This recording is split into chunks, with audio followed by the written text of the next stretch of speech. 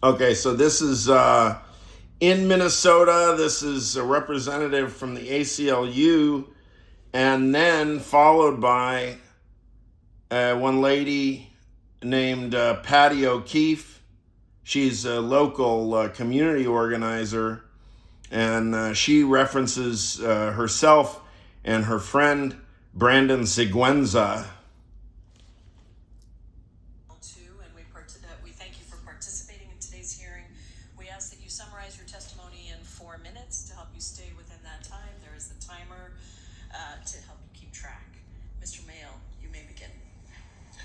Thank you, Ranking Member Jayapal and distinguished members of Congress. Thank you for holding today's hearing. My name is Deepinder Mayal, and I am an honor to serve as the Executive Director of the ACLU of Minnesota. You visit our beautiful city in a time of profound grief, fear, and outrage. In recent weeks, we have experienced violence, chaos, and abuse at the hands of hundreds and now thousands of masked agents brandishing weapons of war in American streets. Today, I will share with you about 2 recent ACLU of Minnesota lawsuits that document these profound harms and the administration's brazen violation of our laws. And first, I want to tell you a bit more about what we are experiencing. Agents have stormed our parks and schoolyards, blocked our streets, barricaded store parking lots, and thrown tear gas in front of our homes and schools. While many Minnesotans are peacefully protesting, many others are afraid to leave their homes. Public schools in Minneapolis closed earlier this month after federal agents pepper sprayed, tackled, and handcuffed multiple people at a high school. More than 30% of students were absent from classes this week. Parts of our city are like a ghost town, as the very presence of federal agents make them terrified to go about their daily life, and many immigrant neighbors have not left their homes in days, avoiding basic activities like buying groceries, picking up prescriptions, or going to work. These federal agents swore an oath to our Constitution, yet they have broken dozens of our laws. As we documented in our lawsuit filed yesterday, Hussein versus Noam, masked federal agents are violently stopping and arresting countless people based on nothing more than their race and perceived ethnicity in violation of the 4th Amendment and federal law. In Minnesota, the overwhelming majority of Somali, Latino, and Hmong individuals are U.S. citizens, including 95% of Somali Minnesotans. We also have a large Native American population that is being unfairly targeted. Because of the dragnet tactics, American citizens are being swept up and wrongfully arrested. One such citizen is Mubashir Khalif Hussein, who you will hear from shortly. When he was walking to lunch, when an unmarked SUV approached him, a man It's impossible to be stoned enough for this. Who refused to identify himself pushed him into a restaurant. And despite being presented with clear documentation of his citizenship, federal agents took him into custody and forced him to submit to a face scan. In recent weeks, ordinary Minnesotans have banded together to bear witness and peacefully protest. And in response, we have seen an unprecedented attack on dissent, which we documented in our lawsuit in December 2025, Tincher versus Noam. Federal agents have abducted U.S. citizens, held them incommunicado for hours, pepper sprayed and aimed assault rifles at protesters and observers, and even followed observers home to scare them. Our plaintiff in that case is Sue Tincher. She was observing agents and only asked, "Are you ICE?" She was forced to the ground, handcuffed, taken to a federal building, had some of her clothes cut off and her wedding ring cut off, shackled and left in a cell for hours, then released without charge. This is happening across the country and not just in Minnesota. The president demands better. Those were the words of a federal district court judge in Southern California. And while we fight for our rights in court, we also need help from members of Congress. The president was able to secure $170 billion in funding from the One Big Beautiful Bill Act, and that has enabled ICE to become what it is today, a dangerous agency acting without impunity. As they abuse our communities, they continue to ask for more funding, and we need you to act. We need you to use the power of the purse to demand an end to the Trump administration's unprecedented, lawless, and dangerous escalation in our community. And we urge that you demand federal forces to withdraw from Minnesota before another life is taken. Thank you. Thank you, Mr. Mayal. Ms. Patty, you're recognized. This is Patty O'Keefe. Just quickly before I start my testimony, I just wanted to clarify that in my bio it said I'm 26, and while I wish I was still 26, I am now 36.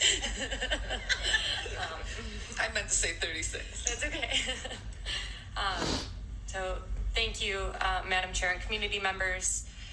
This past Sunday, January 11th, my friend Brandon Seguenza and I responded to reports of 2 ICE vehicles cornering and pepper spraying the car of an observer in my neighborhood. We are both U.S. citizens. We decided to go there because we'd heard that the more eyes on ICE agents, the less likely they are to escalate to violence. When we got there, the ICE agents were getting back into their 2 vehicles. They turned down a side street and we followed them for about 40 seconds, blowing our whistles and honking our horns, the few ways we've been able to successfully warn people that ICE is in the neighborhood. Halfway down the block, ICE stopped, got out, and surrounded the vehicle, yelling at us to stop following them. On their way back to their vehicles, one of the agents turned around and decided to come back and pepper spray into the vents near my front windshield, which immediately started burning our eyes and throats.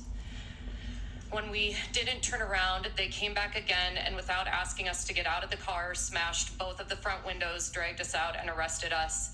We were released without charges 9 hours later. Brandon and I were transported separately. I was put in a car with 3 agents and no other civilians. As soon as the agents got into the car and shut the doors, they immediately started taunting and mocking me. One agent took a photo of me on a cell phone and showed it to the other 2, laughing. Another made demeaning comments about my appearance.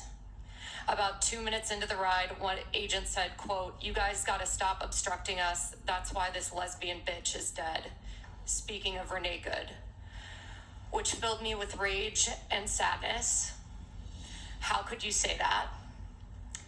And then I remembered that cruelty and humiliation were probably the point. When we got to the Whipple Federal Building, I immediately saw Hispanic and East African people lined up against a wall, about to be put into holding cells. I was escorted into the building and led to a room where they put me in ankle shackles. I was then taken to a hallway with cells designated for U.S. citizens and was held there for over 8 hours. While I was there, I was never given a phone call, despite asking at least 4 times. My friend and I in adjacent cells had to beg for water and to go to the bathroom. The bathrooms were in different holding cells, often with other people in them, with only a 3-foot panel in front of the toilet to cover people's bottom halves. While being escorted to the bathroom and to questioning, I saw holding cells with over a dozen people each and a large holding cell of between 40 to 50 people. Most of the people there were Hispanic and East African, both women and men. Some cells had no room for people to sit or lay down. Most people I saw were staring straight ahead, not talking, despondent and grief-stricken, and I know I'll never forget their faces. When I was inside my cell, I heard wailing, screaming, crying, begging, and pleading from women, men, and children. Alongside that visceral anguish was the small talk, banter, and laughter from the federal agents outside our cells, clearly desensitized to the deep and audible pain right in front of their eyes. It's worth mentioning that 2 other people in my cell with me that day were Marine Corps veterans, brave women who said they had gotten arrested for the same reason they wanted to join the Marines, to protect their fellow countrymen. One of them had cuts, scrapes, a swollen wrist, and a twisted ankle from being brutally handled during her arrest. She said she couldn't believe that the first time a gun was turned on her was by her own government. I was made to feel scared and humiliated throughout the arrest process. At the detention center, I was made to feel intimidated and as though my constitutional rights and biological needs didn't matter. After all that, I was released without charges, which makes it clear to me that this is more of a campaign to spread fear and terror than it is to enforce the law. The people of Minneapolis are collateral damage to the Trump administration's political theater, a campaign to paint Black and brown people and liberals as villains, to distract from an unprecedented reign of corruption and criminality at the executive level, while at the same time making it clear to all of us, even U.S. citizens, that this administration does not and will not honor the basic constitutional rights to which we are all entitled. I've never felt more afraid in my 14 years of living in this city than I had this past month with ICE running rampant and killing one of my neighbors. I ask for you to do everything in your power to stop this campaign of terror so we can return to a sense of safety and normalcy. I'm lucky to be back at home with my loved ones and that I can return to my job and my community. Renee Good's family never gets to see her again. The 100 or so people I saw in that facility don't get to come home, and that is unconscionable. Thank you so much, Ms. Patty. Mr. Mubashir, you're recognized. One thing that seems readily apparent to me is that if it's the case that ICE is breaking the law, then law enforcement should enforce the law and arrest them. So it would fall on the shoulders of Minneapolis and St. Paul law enforcement to start arresting ICE agents. Whose jurisdiction is it